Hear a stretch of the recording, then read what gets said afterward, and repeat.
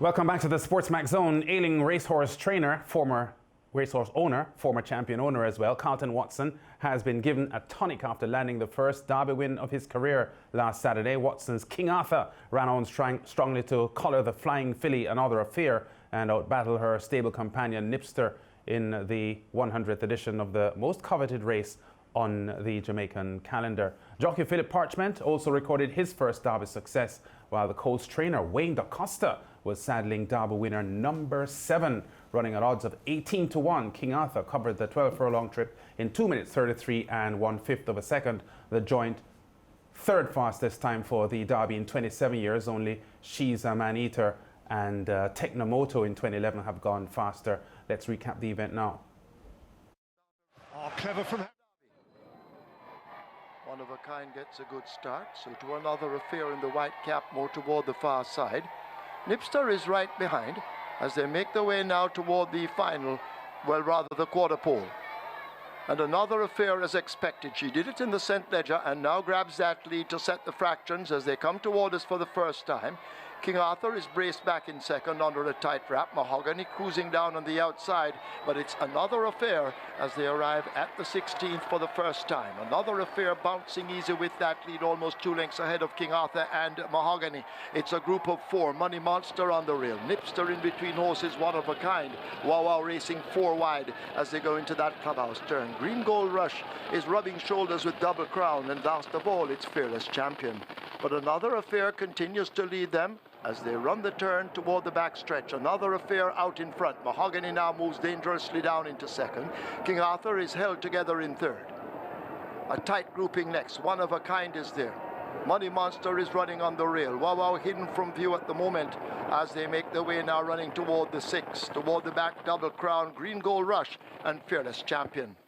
6 furlongs remaining in the Derby. Another Affair continues to set those splits and asked to open up now, opening 4 lengths over Mahogany, bouncing in second. King Arthur is racing back in third. One of a Kind joining that one. Wow Wow now beginning a run on the outside. Money Monster right there on the rail. In behind them, that's Nipster. Double Crown is next ahead of Green Gold Rush, and Fearless Champion asked to pick up from the back.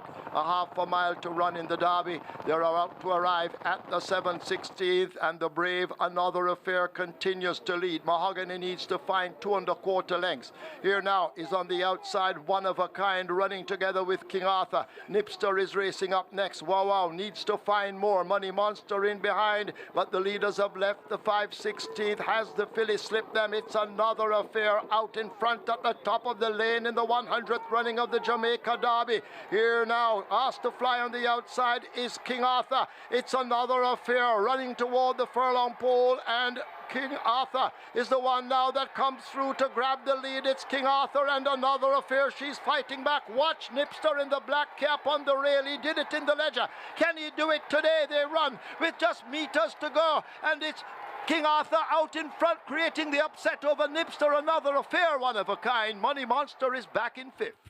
In sloppy conditions, heavy afternoon rain at Caymanas Park, rendering the track muddy and to King Arthur's liking. Joining us to talk about the big race, 18-time champion trainer Wayne DaCosta. Wayne, congratulations first of all, and welcome to the SportsMax Zone. Thank you, Lance. Yeah, well, can I ask first about your champion owner, or former champion owner, Carlton Watson, his first ever Derby triumph. How is he doing? We know he wasn't well and he wasn't at the track on Saturday, was he? No, he wasn't. He has been recuperating. Unfortunately, he had the COVID-19 virus, but it didn't affect him that badly. But he was off for about 2 weeks. He's now back at home and enjoying every minute of this Derby victory. Well, he should. Wayne, you told us moments after the race that your confidence in this horse grew when you saw the rain coming down. Can you talk to us about that? Because I know the horse had run in the mud on August the 30th and won. So how much did your enthusiasm with the weather play a part in your mood on Saturday afternoon? Well, I was tepidly confident when I saw the rain. Well, remember, I was still a long shot in the race. Not as if I was a favorite or among the top 3 or 4 horses.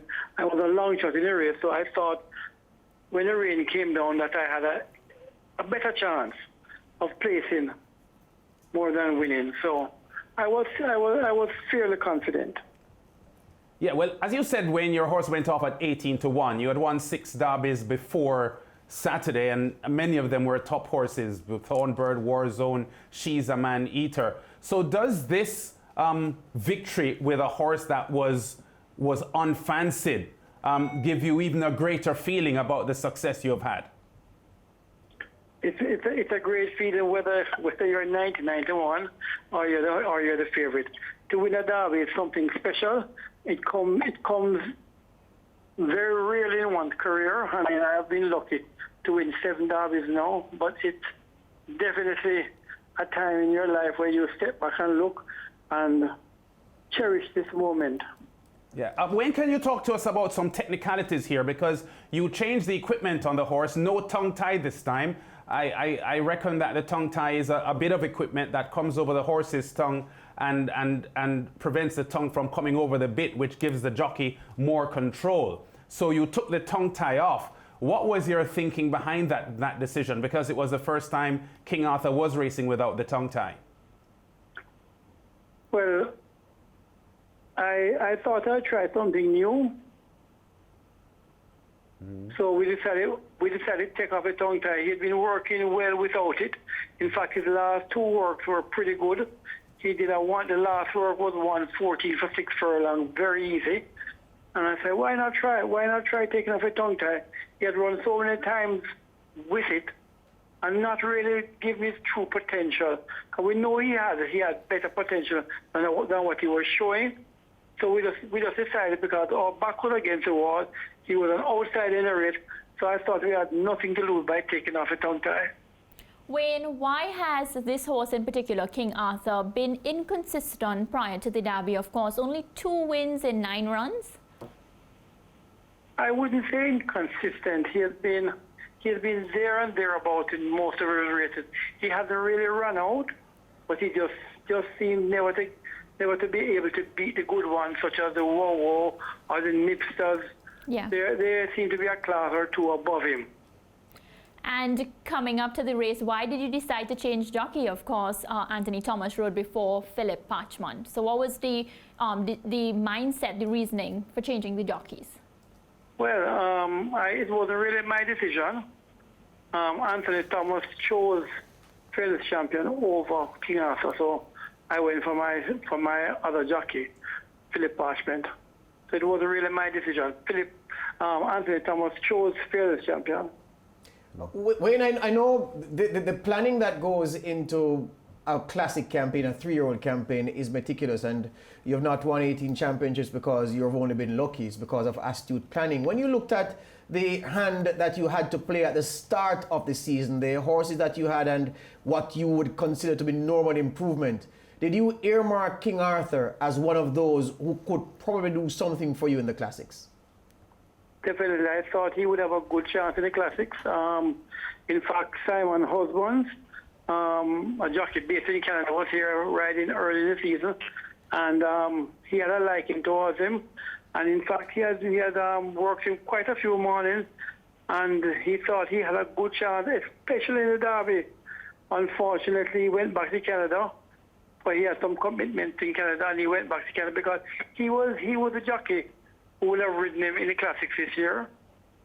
So he felt definitely that he had a good chance, especially in the Derby.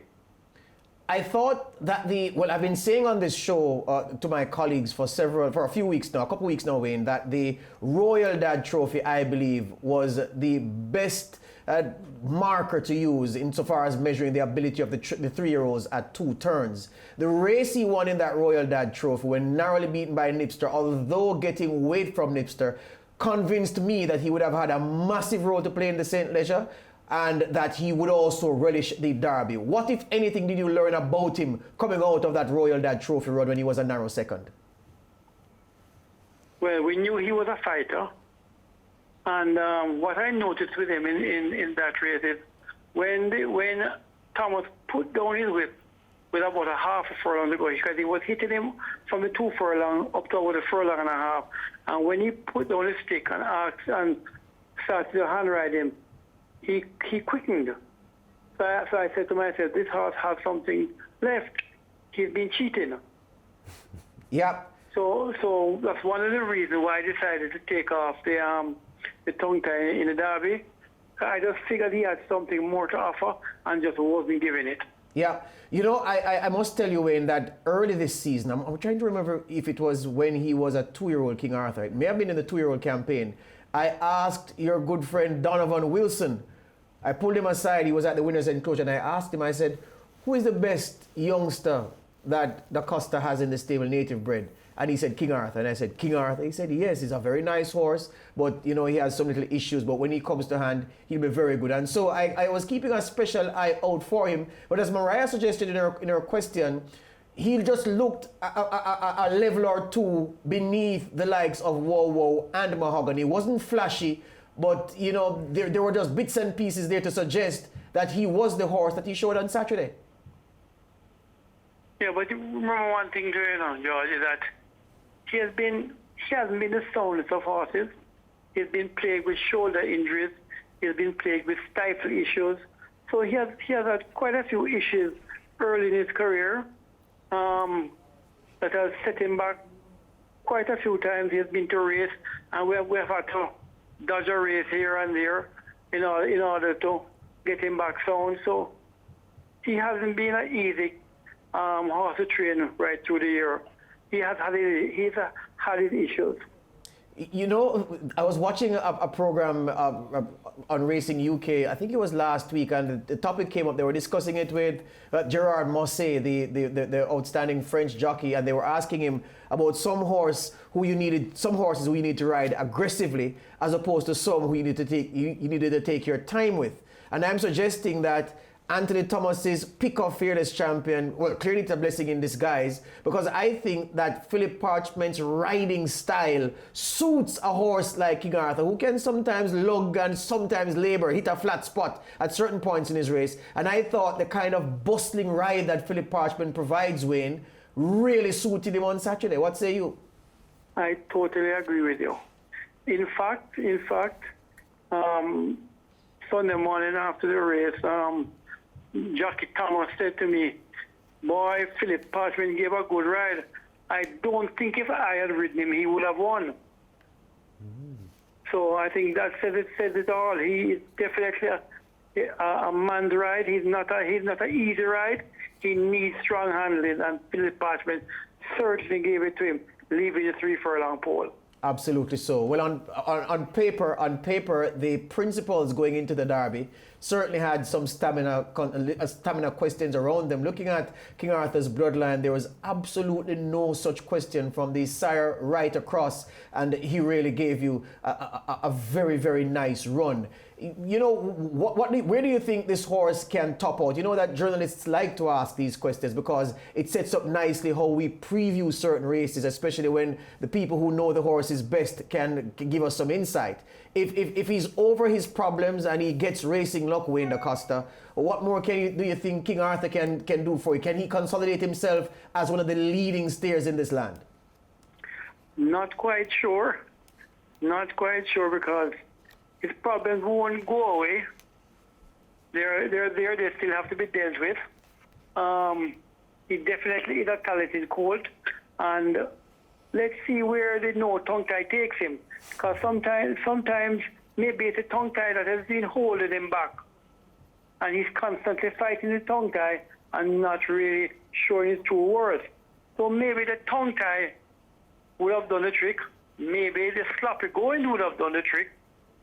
So it's really hard to say right now, because one thing we are sure of, the sloppy going definitely helped him.